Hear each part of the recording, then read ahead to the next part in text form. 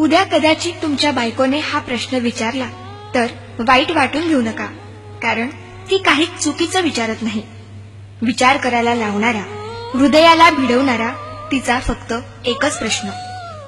देह माझा हळद तुझ्या नावाची, हात माझा मेहंदी तुझ्या नावाची, भांग माझा सिंदूर तुझ्या नावाचा, माथा माझा बिंदिया तुझ्या नावाची, नाक माझे नथ तुझ्या नावाची, गळा माझा मंगळसूत्र तुझ्या नावाचे, मनगट माझे बांगड्या चुडा तुझ्या नावाचा, पाय माझे जोडवी तुझ्या नावाची, आणि हो, वडीलधाऱ्यांच्या पाया मी पडते आणि अखंड सौभाग्यवती भव, आशीर्वाद मात्र तुला.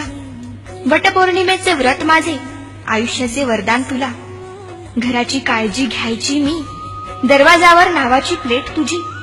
नाव माझे पण त्यापुढे ओळख तुझी. इतकंच काय, उदर माझे, रक्त माझे, दूध माझे आणि मुलं तुझ्या नावाची. माझं सगळंच तर तुझ्या नावाचं. तक्रार नाही, प्लीज रागावूही नकोस. अत्यंत नम्रपणे एक प्रश्न विचारते. तुझ्याकडे काय आहे रे माझ्या नावाचं? आई बाबा मित्रमैत्रिणी सोडून आली तुझ्या घरी. तिचे मन सांभाळायची आता कोणाची जबाबदारी? अनोळख्या कुटुंबात इतकी ती एकरूप होते. स्वतःची काही आवड होती हेच मुळी विसरून जाते. अशा तुझ्या पत्नीसाठी थोडासा बदलशील का? तिच्या मनाचा थोडा तरी विचार करशील का?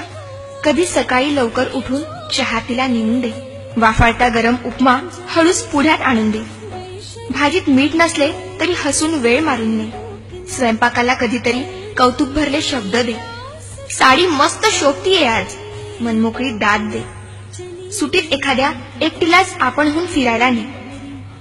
मुलगीच समजून हट्ट एखादा तूच जरा समजून घे. वाढदिवस नसतानाही प्रेझेंटचा धक्का दे. वादात स्वर उंचावताच शांतपणे ऐकून घे. पुरुषप्रधान संस्कृती सोडून माणूसपणाला थारा दे. झोपताना थोपटून तिला आधाराची कुशी दे. जमलेच तर सुरात गुणगुणून स्वप्नांची मोकळीक दे. हातात हात घेतलास लग्नात, आता खरी साथ दे. नवरेपणा दूर टाकून विसावायला प्रेमळ खांदा दे. अशी काहीशी साथ दे, मित्रत्वाचा हात दे.